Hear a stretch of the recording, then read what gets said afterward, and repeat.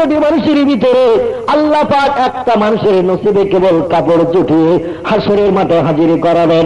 তিনি হলেন সাইয়্যিদুল আম্বিয়া, রাহমাতাল লিল আলামিন, খাতামান নবিয়্যিন, শাফিউল মুজনাবিন, রাহিকুল আশিকিন, মুরাদুল মুস্তাকিন, সিরাজুস সালিকিন, মিসবাহুল মুকাররাবিন, জাদ্দুল হাসান আল হুসাইন, আবুল কাসিম মুহাম্মদ ইবনে আব্দুল্লাহ। সে হলো তোমার স্বামী, নাম যার মুহাম্মদুর রাসূলুল্লাহ। আল্লাহ কবর থেকে যখন উঠাবেন, সর্বপ্রথম আমি কবর থেকে প্রথম উঠবো, আমার আগে কবর থেকে কোনো মানুষ উঠবে না। একটু চিল্লিয়ে বলুন সুবহানাল্লাহ। আল্লাহ কোন শব্দের মাধ্যম দিয়ে কবরবাসীদের যখন জিন্দা করবেন আবার হাসর হিসাব নিকাশের জন্য, তাম পৃথিবীর সব সৃষ্টিকে ধূলিসাতের পথ আল্লাহ যখন আবার কোন শব্দের মাধ্যম দিয়ে সকলকে জিন্দা করবেন, আমি প্রথম কবর থেকে উঠব। আল্লাহ জান্নাতি মখমলি ও রেশমি কাপড় আমার গায়ে এবং পরনে দিয়ে আমাকে সুন্দর আবৃত করে হাসরের মাঠে হাজিরি করাবেন। আমি সবার কারো গায়ে কোনো কাপড় থাকবে না, সব থাকবে উলঙ্গ। জোরে বলুন সুবহানাল্লাহ। আয়েশা বলছেন, তাহলে আমার উপায়? রাসূল বলেন, তোমার উলঙ্গ হয়ে থাকতে হবে। আয়েশা বলেন, আমার ইজ্জত শরমটা কি করে ঢাকবো? আমি কোটি কোটি মানুষের কাছে পৃথিবীতে কাউকে দেখায় না একটু চেহারাও পর্যন্ত, আর আমার এই সারা অঙ্গ প্রত্যঙ্গ, আমার গুপ্তঙ্গ শরমগা ইজ্জত আমি কি করে দেখাবো? রাসূল বলেন, আয়েশা, হাসরের মাঠের অবস্থাটা কেমন হবে জানো? আয়েশা বলছে, লা ইয়া রাসূলুল্লাহ, জানি না। আল্লাহ নবী বলছে, শোনো, 1-1.5 বছরের বাচ্চা ছেলে মেয়েরা দেখবে এক জায়গায় খেলে, ওরা খেলা করে, বিভিন্ন মালা খোলা ধুলাবালি নিয়ে খেলা করে। অধিকাংশ 1-1.5 বছরের বাচ্চা ছেলে মেয়েরা উলঙ্গ থাকে, কেউ কার গুপ্তঙ্গের দিকে দেখে না, কেউ কার ইজ্জত শরমগার দিকে দেখে না। কারণ কাপড় পরতে হবে, পরলে কি না পরলে কি, ওদের কাছে কিছু বালাই থাকে না, ঠিক কিনা? ছোট ছোট বাচ্চারা ওদের ইজ্জত আলগা থাকলো কি ঢাকা থাকলো ওটা কিছু মনে করে না। কিয়ামতের মাঠে নারী পুরুষ যখন হাজির হয়ে যাবে, এদের মনোভাবটা ছোট বাচ্চাদের মতো হবে। একটু জোরে বলুন সুবহানাল্লাহ। শুধু তাই না, আমি আর একটা তথ্য তোমাকে দিচ্ছি, আয়েশা শোনো। সেটি হলো এই যে কিয়ামতের মাঠে মানুষ শুধু উপরের দিকে দেখে দৌড়াদৌড়ি করবে, কার কোথায় কি আছে না আছে দেখার সময় পাবে না। সূর্যের রৌদ্র পাবে জর্জরিত হবে যখন, মানুষ শুধু ছায়া কোথায় তাই দূরের দিকে লক্ষ্য করবে, কোথায় গেলে ছায়া পাওয়া যায় ছায়া পাওয়া যায় দূরের দিকে লক্ষ্য করে শুধু দৌড়াদৌড়ি ছোটাছুটি করবে। কার কোথায় গুপ্তাঙ্গ সঙ্গে ইজ্জত আছে দেখার সময় পাবে না, সেদিন কার ইজ্জত ঢাকার দরকার হবে না। আয়েশা বলছেন, নবীজি, তাহলে আমার পক্ষে ন্যাংট হয়ে থাকা সম্ভব হবে না। জোরে বলুন সুবহানাল্লাহ। ইয়া রাসূলুল্লাহ, পৃথিবীতে কোনো কাজ করলে কি হাসরের মাঠে কাপড় পরিধান করে ওঠা যায়? যদি কোনো কাজ করলে ওঠা যায়, সেই কাজের কথা বলুন। আমি আয়েশা সেই কাজ না করে কবরে কবরস্থ হব না। জোরে বলুন সুবহানাল্লাহ। আল্লাহ নবী বলেন, আয়েশা রে, হাসরের মাঠে যদি কেউ কাপড় পরে উঠতে চাও, রে সাহাবীরা, আমি আল্লাহ নবী তোমাদের কাছে তথ্য দিচ্ছি, জিবরিল আমিন মারফত শুনেছি। আল্লাহ পাক আমার উম্মতের জন্য ইজ্জত খাস করে বেশি দান করেছেন। সব নবীর উম্মতেরা সব দাঁড়িয়ে থাকবে উলঙ্গ হয়ে, আমার উম্মতদের ভিতরে তারা কাপড় পরে হাসরে ওঠার সুযোগ পেয়ে যাবে। মুহররম মাসের 10 তারিখের দিন বাপ মাহারা বাচ্চাদের যারা কাপড় দিয়ে ইজ্জত শরমগা ঢেকে দেবে। আমি মুহাম্মদ এতিম ছিলাম, আমি মুহাম্মদ জন্মের আগে বাপকে হারিয়েছিলাম, 6 বছর বয়সে মাকে হারিয়েছি, এতিম বলেছি। এতিমের কি জ্বালা, এতিমের কি দুঃখ, আমি মুহাম্মদ তা বেশি বেশি বুঝি। এই এতিমদের যেন কি কাপড় পরিয়ে দেবে। মুহররমের 10 তারিখ নববর্ষ আশুরার দিন আল্লাহ পাক হাসরের ময়দানে ওঠার আগে তাকে এই 10 তারিখের ইজ্জত দেওয়ার খাতিরে জান্নাতে কাপড় পরিয়ে কোটি কোটি মানুষের কাছে উঠাবেন। জোরে বলুন সুবহানাল্লাহ। নারে তাকবীর। সাহাবীরা বললেন, নবীজি গো, আর কি কোনো লাভ পাওয়া যাবে নাকি মুহররমের 10 তারিখের দিনে? যদি পাওয়া যায় একটু বলুন, আমরা আমল করব। আল্লাহ নবী বললেন, সাহাবীরা, মুহররমের 10 তারিখের দিন যদি কোনো ব্যক্তি বাড়িতে দুটো ভালো মন্দ বেশি করে জোগাড় করে আপ্যায়ন করে, বাড়ির আশেপাশের বাপ মাহারে 3 বাচ্চা যারা, যাদের হৃদয়ে জঠরে যারা জ্বলছে, উনানে হাড়ি উঠে নিয়ে সারাদিন খাওয়া হয়নি, এইরকম বাপ মাহারা বাচ্চাদের ডেকে বাড়িতে নিয়ে এসে ওই যে ভালো মন্দ রান্না করেছিল বিবি বাচ্চার জন্য বাড়তি হয়ে গেছে, কিংবা নিজের একটু কম খেলো, ওই বাপ মাহারা বাচ্চাদের ডেকে জঠর জ্বালা নিবারণ করে দিয়ে দিল। আল্লাহ রাব্বুল আলামিন এত খুশি খুশিতে ভাগ ভাগ হয়ে যায়। মুহররমের 10 তারিখের দিন, আশুরার দিন আল্লাহর কাছে এত প্রিয় পছন্দনীয় দিন, কিয়ামতের মাটি 50,000 বছরের লম্বা দিন। মানুষ সূর্যের রোদে যেদিন দগ্ধীভূত হতে থাকবে, আমি আল্লাহর নবী সাল্লাল্লাহু আলাইহি ওয়াসাল্লাম বলছি, মানুষেরা ক্ষুধার যন্ত্রণায় গায়ের গোশতগুলো হাসরের মাঠে ছিঁড়ে ছিঁড়ে গালে দিয়ে দিয়ে খেতে থাকবে, তবু ক্ষুধা নিবৃত্তি হবে না। পিপাসায় মানুষের হৃদয় এত শুকিয়ে যাবে যে 7টা সাগরের পানি ওই লোকটির সামনে যদি ধরা হয়, ও ধারণা করবে এই পানিতে আমার যা পিপাসা লেগেছে মেটবে না, আরো বাড়তি পানির দরকার হবে। 7টা সাগরের পানি যদি কারো সামনে ধরা হয় হাসরের মাঠে, এত পিপাসা লাগবে সূর্যের রৌদ্রে পুড়িয়ে, ওই পানি থেকে ও ধারণা করবে এই পানিতে আমার পিপাসা মেটবে না, আরো বাড়তি পানি লাগবে। এখন একটা সাগরের এক কোণা যদি কাউরে দেয়া হয়, দিয়ে যদি বলা হয় সারা জীবন খা, ও খেয়ে শেষ করতে পারবে না, ওতে নাকানি সুবিনে খেয়ে দিবি, বাচ্চার মতো মরবে নাকি? পৃথিবীতে বড় বড় সাগর, কারবা নাম ভারত মহাসাগর, কারবা নাম বঙ্গোপসাগর, কারবা নাম আটলান্টিক মহাসাগর, কারবা নাম প্রশান্ত মহাসাগর, কারবা নাম ভূমধ্য সাগর, কারবা নাম লোহিত সাগর।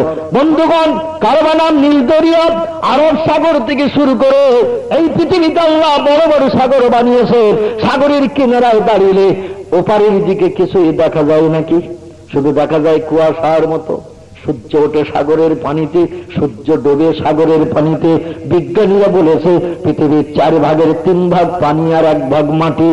তাও মাটিগুলো এক জায়গায় নাই, চতুর্দিকে ফুটবল সেজে আছে। আর সাগরের সঙ্গে সাগরের সব সম্পর্ক আছে, ঠিক কিনা? প্রত্যেকটি সাগরের সঙ্গে সাগরের সম্পর্ক আছে। এরা লেজের মতো সব জুড়ে রয়েছে, মাটির সঙ্গে মাটির সম্পর্ক নাই। চতুর্দিকে পানি দিয়ে আল্লাহ ঘিরে রেখেছেন, মাঝখানে ফুটবলের মতো ছোট ছোট দ্বীপ। সেই দ্বীপে আমরা মানুষেরা বসবাস করে থাকি। একটা সাগরের পানি যদি কাউকে বলা হয় সারা জীবন পান কর, খা, ও খেয়ে কি শেষ করতে পারবে নাকি? হাসরের মাঠে এত পিপাসা লাগবে, 7টা সাগরের পানি সামনে ধরলে ও বলবে যা পিপাসা লেগেছে, এই পিপাসা নিবৃত্তির জন্য এই সাগরের পানি যথেষ্ট নয়, আর বাড়তি পানির দরকার হবে। তার কিরাম পিপাসা হাসরের মাঠে লাগবে। আল্লাহ নবী বলছেন, গরিব এতিম বাচ্চাদের যদি মুহররমের 10 তারিখের দিন কোন ব্যক্তি খাবার খাইয়ে যতর জ্বালা পিপাসা নিবৃত্তি করে দেয়, আল্লাহ হাসরের মাঠে জান্নাতি পানি জান্নাতি খাবার দিয়ে 50,000 বছরের লম্বা দিন তার ক্ষুধা পিপাসা নিবৃত্তি করে দেবেন। একটু চিল্লিয়ে বলা যাবে কি সুবহানাল্লাহ? রাসূল বলছেন, আমি বাস্তবে দেখে এসেছি আল্লাহর সঙ্গে দিদার করতে যে, মিরাজ করতে যে, আমি বাস্তবে দেখে এসেছি আল্লাহ আমার উম্মতের জন্য একটা খাস তোহফা বানিয়ে রেখেছেন। নাম হলো তার সালসাবিল আবে কাউসার আবে হায়াত। কি নাম বললাম? সালসাবিল আবে কাউসার আবে হায়াত। ইন্না আতাইনাকাল কাউসার ফাসাল্লি লিরাব্বিকা ওয়ানহার ইন্না শানিআকা হুয়াল আবতার। আল্লাহ বলেন, হাবিব দুঃখ করো না, ব্যথা নিও না। মক্কার মানুষ মারছে, নির্যাতন জ্বালাতন্ত্র অত্যাচার করছে, এতে ব্যথা নিও না, দুঃখ পেও না। এই ব্যথার প্রতিদান, দুঃখের প্রতিদান স্বরূপ আপনার উম্মতের জন্য স্পেশাল একটা পানির নহর খাল আমি বানিয়ে রেখেছি। তার নাম দিয়েছি কাউসার আবে হায়াত সালসাবিল। জোরে বলেন সুবহানাল্লাহ। 3টি নাম এসেছে।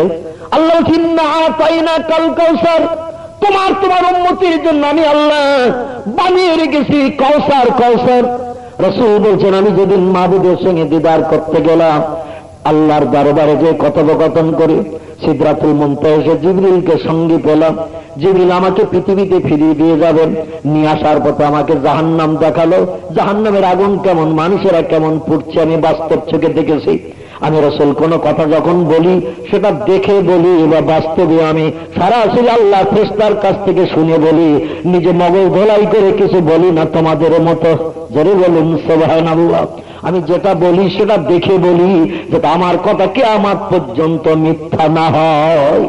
তোমরা গল্প শুনিয়ে বলো, গল্প অনেক সময় গাছে উঠে যায়, এই জন্য তোমাদের কথা সত্য মিথ্যা হয়। আমি মুহাম্মদ বাস্তবে দেখেছি, জিবরিল আমাকে নিয়ে চলে গেছেন জান্নাত দেখাতে, আমার উম্মতরা কেমন ভালো জায়গায় থাকবে, তাই জান্নাত দেখালো। ভালো জায়গা, লাল রঙের বাড়ি, সবুজ রঙের বাড়ি, নীল রঙের বাড়ি, হলুদ রঙের বাড়ি, জমরুদ রঙের বাড়ি, এমন করে সাদা রঙের বাড়ি, আকাশি রঙের বাড়ি, বিভিন্ন কালারের বিল্ডিং গুলো আল্লাহ বানিয়ে রেখে দিয়েছেন।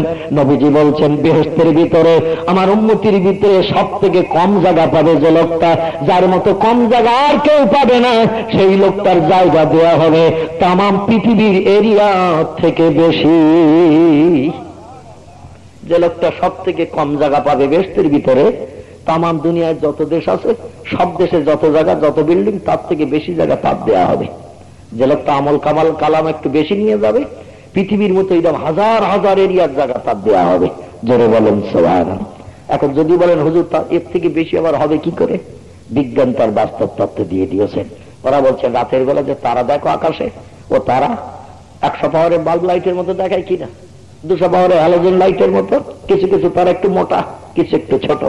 100 পাওয়ারের বাল্ব লাইটের মতো, 200 পাওয়ারের হ্যালোজেন লাইটের মতো যে তারাগুলো আমরা আকাশে দেখি, বিজ্ঞান বলছে বাল্ব লাইট হ্যালোজেন নয়, পৃথিবীর থেকে কয়েক লক্ষ গুণ ওরা বড়, দুনিয়ার থেকে কয়েক লক্ষ গুণ বড়ই তারা, বহু বহু দূর আছে, তাই আমরা ছোট দেখি। ভোরবেলা পূর্ব দিকে যখন সূর্য ওঠে একটু তাকিয়ে দেখবেন ডগমগ করে যখন উদয় হয়, পশ্চিম দিকে সন্ধ্যাবেলা যখন সূর্য ডুবে যায় তেজটা তখন কম থাকে, ভালোভাবে দেখা যায়। গাছের মাথায় যখন আস্তে আস্তে নেমে যায় তখন তার তেজ কম থাকে, ওর দিকে তাকালে আর চোখ ধাঁধা লাগে না। ওই সূর্যটা তখন আমাদের চোখে ধরা পড়ে বরকর্তার খাঞ্চার থালার মতো, ঠিক কিনা? বর বিয়ে করতে আসলে ওর একটু বড় প্লেটে দেয়া হয়, কেন আস্ত মুরগি ছাগলের মাথায় এটা ওটা অনেক কিছু দেয়া হয়, ছোট প্লেটে জায়গা ধরবে না, তাই একটু বড় প্লেটে দেওয়া হয়। বাচ্চা এসেছে বর, ওর একটু খাওয়ানো হয় বড় প্লেটে। খাঞ্চার প্লেটটা যেমন বড় হয়, 2-5 জন অতিথি আসলে যেমন বড় খাঞ্চায় নাস্তা দেওয়া হয়, আমাদের আকাশের সূর্যটা আমরা খাঞ্চার প্লেটের মতো দেখি। বিজ্ঞানীরা বলল ধারণা করি না ওরা খাঞ্চার প্লেট, পৃথিবীর থেকে কয়েক হাজার গুণ ওটা বড়, বহু দূরে রয়েছে তাই ছোট দেখাচ্ছে, যত কাছে যাবে তত বড় হবে। ওই যে চাঁদের দেশে যায় বিজ্ঞানীরা ছোট্ট, আমাদের স্বাভাবিক বাড়িতে খাই যেমন প্লেটে, চাঁদটা ঠিক ওই রকম দেখায় কেনা। বিজ্ঞানীরা বলছে পৃথিবীর থেকে চাঁদের আয়তন বড়, দেখে এসেছে ওরা, সরাসরি গিয়েছে। অতএব এই পৃথিবীর থেকে আয়তন ওরা যদি লক্ষ গুণ হাজার হাজার গুণ বড় হয়, আল্লাহ বলছেন আমি বেহেশত এইরকম বানিয়ে রেখেছি, পৃথিবীর থেকে লক্ষ লক্ষ কোটি গুণ বড় বড় বেহেশত বানিয়ে রেখেছি। এক একটা বান্দারে তোহফা দেব, তাই জোরে বলেন সুবহানাল্লাহ। একটা বিল্ডিং এ এক রাত করে যদি থাকেন, কোটি কোটি বছর হয়ে যাবে বেহেশতের ভিতরে, এক বিল্ডিং এ 2 রাত থাকার দরকার হবে না, এত বিল্ডিং আল্লাহ বানিয়ে রেখেছেন। একটু জোরে বলুন সুবহানাল্লাহ। মুসলমান ভাইরা আমার, আল্লাহ নবী সাল্লাল্লাহু আলাইহি ওয়াসাল্লাম বলছেন আয়েশারে, আল্লাহ পাক আমার উম্মতের জন্য একটা খাস তোহফা পানি বানিয়ে রেখেছেন। এই পানিটির নাম হলো আবে হায়াত কাউসার সালসাবিল। সাহাবীরা বলছেন নবীজি আপনি বাস্তব দেখেছেন যখন, কেমন একটু বলুন শুনি। এখন তো পাবো না, যখন পাবো তখন স্বাদ মিটাবো, এখন একটু শুনে খুশি হই। রাসূল বললেন রংটা আমাদের দেশের দুধের থেকেও সাদা, দুধ একেবারে 1 নম্বর সাদা কিনা, দুধের কোয়ালিটিটাই হলো সাদা। রাসূল বলছেন আমি ওই আবে হায়াতের পানিটা দেখেছিলাম দুধের থেকেও আরো বেশি সাদা, যার উপরে আর সাদা হয় না। আর তার আস্বাদটা হলো মধুর থেকে বেশি মিষ্টি। চিনি একরকম মিষ্টি আছে, গুড় একরকম মিষ্টি আছে, কিন্তু মধু হলো সব থেকে বেশি মিষ্টি। এর উপরে আর কোন মিষ্টি পৃথিবীতে হতে পারে না। রাসূল বলছেন ফুলের থেকে ওই রসগুলো শোধন করে ওরা ওই চাকের ভিতরে রেখে দেয়। ওই মধুটা হলো পৃথিবীতে রোগ শোধক ঔষধ। জোরে বলেন সুবহানাল্লাহ। আল্লাহ নবী বলেছেন প্রতিদিন সকালবেলা খালি পেটে হাতের তালুতে 1 থেকে 1.5-2 চামচে নিয়ে যদি জিভ দিয়ে চেটে খাও, 1000 রোগ তোমার আর ধরবে না। একটু চিল্লিয়ে বলুন সুবহানাল্লাহ। আমরা ওটা ঘরে বোতলেই পুড়িয়ে রাখি, কাজ করি না, তবে ট্যাবলেট আছে, ক্যাপসুল আছে, 2-5টা করে চালাই, অসুবিধে কিছু হয় না। যেটা 1000 রোগ নিবারণ হবে, 1 নম্বরের ঔষধ, রোগের প্রতিষেধক, সেটা আমরা ব্যবহার করি না। আল্লাহ নবী বলছেন মধুর থেকে মিষ্টি, দুধের থেকে সাদা বড় একটা খাল আল্লাহ বানিয়ে রেখেছেন বেহেশতের ভিতরে। এ খালের পানি কেবল পাবে উম্মতে মুহাম্মাদিরা, অন্য কোন নবীর উম্মতেরা পাবে না। সাহাবীরা বললেন খেলে লাভটা কি হবে? আল্লাহ রাসূল বলছেন আল্লাহ এমন কোয়ালিটির বানিয়ে রেখেছেন ওই পানি, আবিহাতের পানি, কাউসারের পানি, 1 পেয়ালা 1 গ্লাস যদি কোন নবীর উম্মত পায় 70,000 বছর তার আর পিপাসা লাগবে না, কলিজা ঠান্ডা হয়ে থাকবে। একটু চিল্লিয়ে বলুন সুবহানাল্লাহ, নারে তাকবীর। দুনিয়ার যত দামি পানি আছে, একদিন যদি খান 5-7 দিন 10 দিন পরে আবার পানি লাগবে কিনা? যত ভালো কোয়ালিটির পানি খান 2-5 দিন পরে আবার পিপাসা লাগবে। আর আল্লাহ এমন কোয়ালিটির বানিয়ে রেখেছেন, কলিজা ঠান্ডা হয়ে যাবে, এমন ঠান্ডা হবে 70,000 বছর আর পিপাসা লাগবে না। হাসরের মাঠে দাঁড়িয়ে থাকতে হবে 50,000 বছর, পানি খেলে কলিজা ঠান্ডা হবে 70,000 বছর। তাহলে হাসরের মাঠে আর কোনো পানির দরকার হবে নাকি? 1 পেয়ালা 1 কাপ পানিতে 70,000 বছর যদি কলিজার পিপাসা নিবৃত্তি হয়, 50,000 বছরই লম্বা দিন হাসরের মাঠ হবে। বেহেশতে গেল আরো 20,000 বছর ঠান্ডা হয়ে থাকার সুযোগ পাওয়া যাবে। একটু চিল্লিয়ে বলুন সুবহানাল্লাহ। আল্লাহ রাসূল বলেন সেই 50,000 বছরের লম্বা দিন হাসরের মাঠে ক্ষুধা পিপাসা থেকে যদি নিবৃত্তি পেতে চাও, মুহররমের 10 তারিখের দিন বাপ মাহারে 3 বাচ্চাকে কিছু খাবার খাইয়ে খুশি করো, আল্লাহ হাসরের মাঠে প্রতিদান দেবেন। সাহাবীরা বললেন নবীজি আর কোন লাভ আছে নাকি? আল্লাহ রাসূল বললেন আরো লাভ নেবে। সাহাবীরা বললেন বললে খুশি হই। এমন সময় একজন সাহাবী ফপিয়ে কেঁদে উঠেছেন। মজলিসে বসা একজন সাহাবী মসজিদে নববীতে ফপিয়ে কেঁদে উঠেছেন। আল্লাহ রাসূল বলছেন মাফ কুকা ইয়া সাহাব, রে সাহাবী, সবাই মুহররমের 10 তারিখের ইজ্জতের কথা শুনে আনন্দে খুশিতে বাগবাগ। দুনিয়ায় কিছু খাওয়ালে হাসরে লাভ পাবো, পরকালে লাভ পাবো, কোটি কোটি বছরের শান্তির সুযোগ পাবো, বেহেশতি পোশাক পাবো, জান্নাতি খাবার পাবো, হাতের পানি পাবো, সবাই খুশিতে বাগবাগ। মুহররমের 10 তারিখ বাস্তবে রূপায়ণ করবো, কিছু তহবা মানুষকে দেব। তুমি কাঁদো কেন? হ্যাঁ, কান্নার কারণ কি? সাহাবী আরো জোরে কেঁদে উঠেছি। আল্লাহ রাসূল বলছেন আমি বেঁচে থাকতে তুমি কাঁদবে, আমি মুহাম্মদ ওটা পছন্দ করি না। আমার দ্বারা যদি তোমার চোখের পানি নিবারণের দায়িত্ব থাকে, আমি রাসূল সেটা নিবারণ করে দেব। বলো তোমার কি হয়েছে? সাহাবী বলে নবীজি লজ্জার কথা বলতে বড় কষ্ট হয়। আল্লাহ নবী বললেন কাঁদবে, ওটাও আমার দেখতে কষ্ট হয়। যদি বলুন সুবহানাল্লাহ। আল্লাহ আমাকে রাহমাতাল লিল আলামিন করেছেন, শান্তির প্রতীক করেছেন, দয়ার সাগর করে পাঠিয়েছেন। আমি চোখের পানি কে বড় ভালোবাসি, চোখের পানি পছন্দ করি, আল্লাহ পছন্দ করেন, তবে আমি দেখলে সহ্য করতে পারি না। চোখের পানি দেখলে সহ্য করতে পারি না। আল্লাহর কাছে পানি বড় প্রিয়, পছন্দনীয়। আমি চোখের পানি দেখলে তাড়াতাড়ি নিবারণের ব্যবস্থার জন্য প্রচেষ্টা হই আমি। রে সাহাবী, বলো তোমার কান্নার কারণটা কি? সাহাবী বলে নবীজি আপনি যদি বলেন তাহলে আমি একটু বলি। আল্লাহ রাসূল বলছেন না, কোনো চিন্তা নাই, নিশ্চিন্তে তুমি বলো। সাহাবী বলে নবীজি যে 2-3টে আপনি উপকারের কথা বললেন, আমার তকদিরে নসিবে হাসরের ময়দানে জুটবে না। সবার ভাগ্যে জুটতে পারি, আমার ভাগ্যে তহবা জুটবে না। সেই দুঃখে হৃদয় কেঁদে উঠেছে, চোখ দিয়ে তার বহির প্রকাশ হয়ে গেছে। নবীজি বলছেন ব্যাপারটা এখনো বুঝলাম না। সাহাবী বলে নবীজি এখান থেকে প্রায় 3 কিলোমিটারের মতো দূর, 2 মাইল দূর, পাহাড়ের গুহার ভিতরে আমরা 4 ইউনিট ভুক্ত আমাদের বাড়ি। আমাদের 2টো বাচ্চা আছে, একটা 1.5 বছরের, ছোট বাচ্চা একটা 3 বছরের। 2টি বাচ্চা, 2টাই ছেলে। আমরা স্বামী স্ত্রী 2 জন, আমাদের আর আপনজন কেউ নাই। ইয়া রাসূলুল্লাহ, বাপ নাই, মা নাই, ভাই বোন কেউ নাই। আমি বাপ মায়ের একা, পিতা মাতা পৃথিবী থেকে বিদায় হয়ে গেছে। আমার স্ত্রী আর 2টি বাচ্চা নিয়ে 4 ইউনিটের সংসার। তবে মদিনার দেশে খেজুরের পাতার ডাটার বেড়া দিয়ে ঘর আবাদন নাই, পাথরের ওপরে পাথর সাজিয়ে কোনো ঘর নাই, পাহাড়ের গুহার ভিতরে আমরা বসবাস করি 4 জন। রাসূল বললেন এরকম অনেক সাহাবীর ঘর আছে পাহাড়ের গুহার ভিতরে। আমি আল্লাহর নবী জানি, তোমারও সেই রকম। কি করা যাবে? আল্লাহ হাতের 5টা আঙুল সমান করেনি, এই জন্য কেউ বা ধনী, কেউ বা গরিব, কেউ বা অভাবী, আল্লাহ সব রকম করে রেখেছেন। তবে ধনীদের 40 বছর আগে গরিবের আল্লাহর বেহেশতে যাওয়ার সুযোগ পেয়ে যাবে।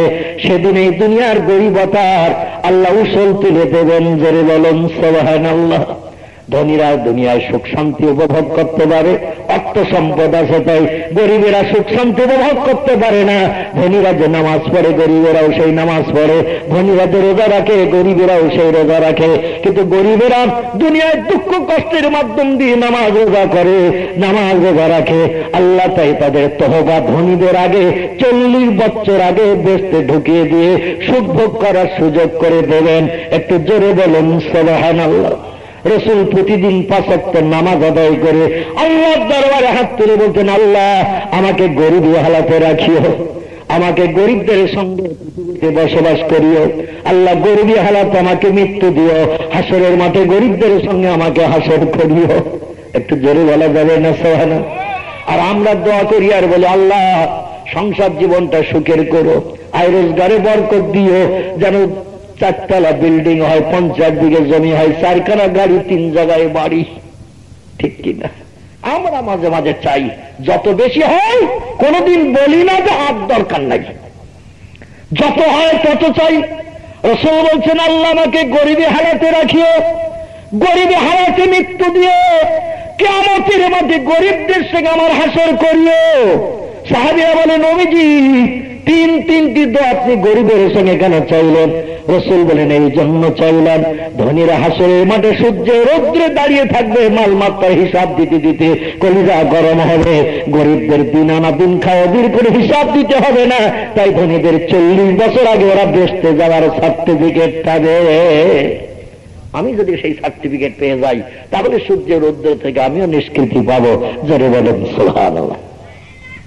সাহাবী বলে, নবীজি 4 জনে নির্ভুক্ত মানুষ আমরা পাহাড়ের গুহায় বাস করি। আয় আল্লাহর নবী, আপনি বললেন গরিব এতিম বাচ্চাদের মুহররমের 10 তারিখের দিনে কাপড় দান করলে আল্লাহ জান্নাতে কাপড় দিয়ে কবর থেকে উঠাবেন। আমরা স্বামী স্ত্রী, আমরা 2 জন এক জায়গায় বসবাস করি, আমাদের 2 জনের কাপড় হলো একটি। কত বললাম? 2 জনের কাপড় হলো একটি। বিলাল যখন আযান দেয় মসজিদে নববীতে, আমি স্ত্রীকে উলঙ্গ গুহার ভিতরে রেখি, ওই কাপড়টা পরে মসজিদে নববীতে নামাজ পড়তে আসি। ইয়া রাসূলুল্লাহ, আপনি যখন ডাইনে বামে সালাম ফিরিয়ে দেন, নামাজ শেষ করে দেন, আমি দোয়ায় আর শরীক হতে পারি না, কারণ এই দূরের পথ দৌড়িয়ে যে কাপড়টা খুলে দিতে হবে আমার বিবিকে, সেই অর্থের নামাজ আদায় করবে। তাই আল্লাহর নবী গো, যত সময় ঘরে না ফিরি, আমার যিনি বাচ্চা দুটোকে নিয়ে ওই গুহার ভিতরে লঙ্গ থাকে। ছোট বাচ্চা দুটোর এখন হায়া লজ্জা তেমন হয় নাই, আমার কাছে কাপড়ের দাবি করে নাই বলে যাত্রার মতো বেঁচে গেছি। ওরা যখন বড় হয়ে যাবে, জামা কাপড়ের দাবি করবে, আমি কি বিপদে পড়বো, সেই চিন্তায় মাঝে মাঝে ঘুম হয় না। একটা বাচ্চার বয়স 1.5 বছর, একটার বয়স 3 বছর, 2টা বাচ্চার আর উলঙ্গ, জীবনে ওদের এখনো কাপড় দিতে পারিনি। আল্লাহ নবী জায়গা জমি নাই, খেজুর বাগান নাই, আমি রুগ্ন রোগগ্রস্ত আপনার সাহাবী। মজুরি খাটতে গেলে কোনদিন মজুরি হয়, কোনদিন ইহুদিরা মজুরিতে নেয় না। আমার শক্তি ক্ষমতা কম, তাই আমাকে ফিরিয়ে দেয়। যেদিন মজুরি হয় খেজুর পড়া কাজ, সেদিন উনানে হারিয়ে ওঠে।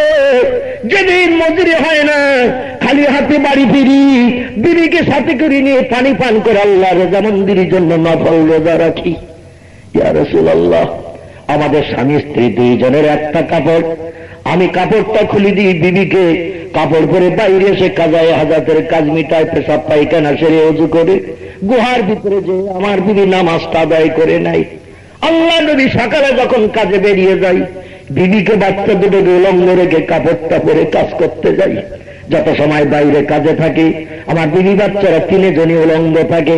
বেলাল যখন আযান দেয়, মসজিদে নববীতে ওই কাপড়টা পরে দৌড়িয়ে ছুটে আসে, আপনার পিছনে নামাজ ধরবো। তাই নবীজি আপনি বললেন কাপড় দিলে হাসরের মাঠে কাপড় পাওয়া যাবে। আর আল্লাহ নবী আমাদের দুইজনের একটাই কাপড়, ওই কাপড়টা দান করে দেব কিনা বলেন? হাসরের মুখে উলঙ্গ হয়ে উঠতে হবে, ওই একটাই কাপড় দান করবো কিনা? আল্লাহ নবী বললেন সাহাবীর ওই একটাই কাপড় তোমাদের দান করে দিলে তুমি আর নামাজ পড়তে মসজিদে নববীতে আসতে পারবে না, তোমার স্ত্রী আর নামাজ আদায় হবে না, অবস্থায় নামাজ আল্লাহর দরবারে গ্রহণীয় হবে না। রে সাহাবী, কাপড় তোমার দান করতে হবে না। জোরে বলুন সুবহানাল্লাহ। সাহাবী বলে নবীজি ওই মর্যাদা থেকে বঞ্চিত হলেন। 2 নম্বর, আপনি খাবারের কথা বললেন, কোনদিন উনানে হারিয়ে ওঠে, কোনদিন ওঠে না। মুহররমের 10 তারিখের দিন যদি মজুরি না হয় তাহলে আমাদের উনানে হারিয়ে উঠবে না। বাপ মাহারে 3 বাচ্চাদেরকে যে খাওয়াতে পারবো না। কিয়ামতের মাটি আল্লাহ জান্নাতি খাবার হবে, হাতের পানি নসিবে জুটবে না।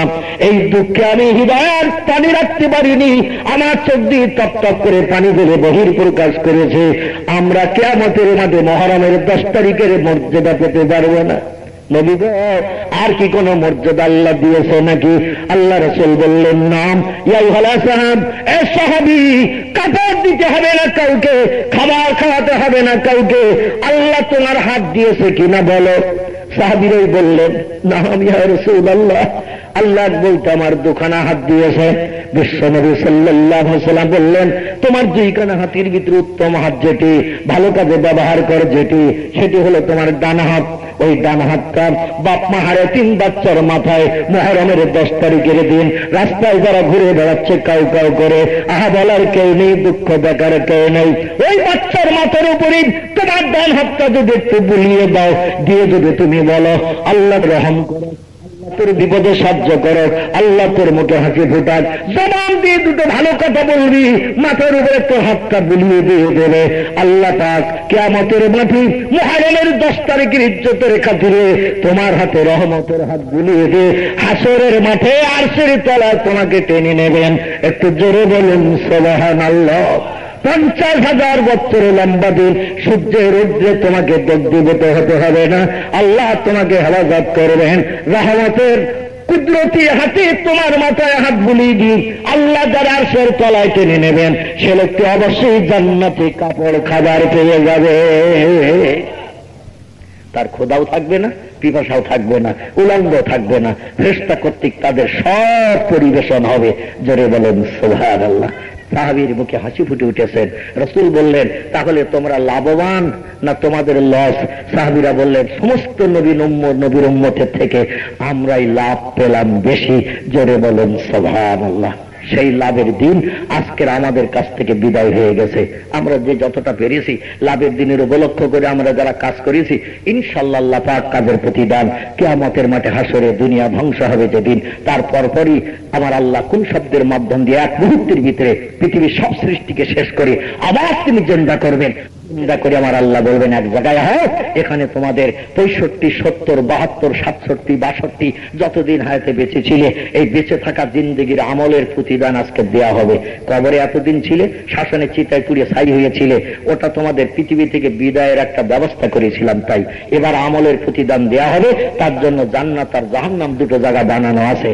যে লোকটি জান্নাতি হবে কোটি কোটি বছর সেখানে সুখ পাবে, মরণ হবে না। যে লোকটি জাহান্নামী হবে কোটি কোটি বছর সেখানে পোড়ানো হবে, সেখানেও মরণ হবে না। এখন যার তকদিরে যেটা জুটবে তার নসিবে সেটা হবে, ঠিক কি না? এখন আমরা যদি আমলটা একটু ভালো করে যেতে পারি, ইসলাম শরীয়তের পূর্ণ পায়বন্দ হয়ে আমরা যদি কোরআন হাদিসের মাপকাঠিতে চরিত্র গঠন করতে পারি তাহলে আমরা লাভবান হব একদিন। সকলে বলুন ইনশাআল্লাহ। আর যদি বলেন হুজুর এখন দুনিয়ার রঙে মেতে গেছি, পৃথিবীর রঙে এখন মেতে গেছি, গান বাজনা, রেডিও, টেলিভিশন, ভিডিও, লাল হলুদ ছাড়া এখন আর আমার অন্য কোনো চিন্তা ভাবনা নাই, তাহলে দুনিয়ার 60 বছরের তুচ্ছ জিন্দেগির চিন্তা ভাবনায় মত্ত হয়ে থাকেন। আজরাইলও রেডি আছে, খামসা মারবে। তাই যেদিন খামসা মেরে দেবে সেদিন কিন্তু আপনজন, আত্মীয় স্বজন, যন্ত্র, মেশিন কেউ রেহাই করতে পারবে না। তাই আমি নিবেদন করছি এই মুহররম মাসের 10 তারিখ আবার একটা বছর আমরা হায়াতে বেঁচে থাকলে আমাদের নসিবে জুটবে। আর যদি বেঁচে না থাকি এই বছরের মতো আমাদের জীবনে ঠিক কি না? এবছরের মতো শেষ, তাই আমরা সকলে ফিরে আসি, ইসলাম শরীয়তের মূল স্রোতে ফিরে আসি। আল্লাহ আমাদের সকলকে যেন হেফাজত করেন। সকলে বলুন আমিন, একটু জোরে বলুন আল্লাহুম্মা আমিন। ভাই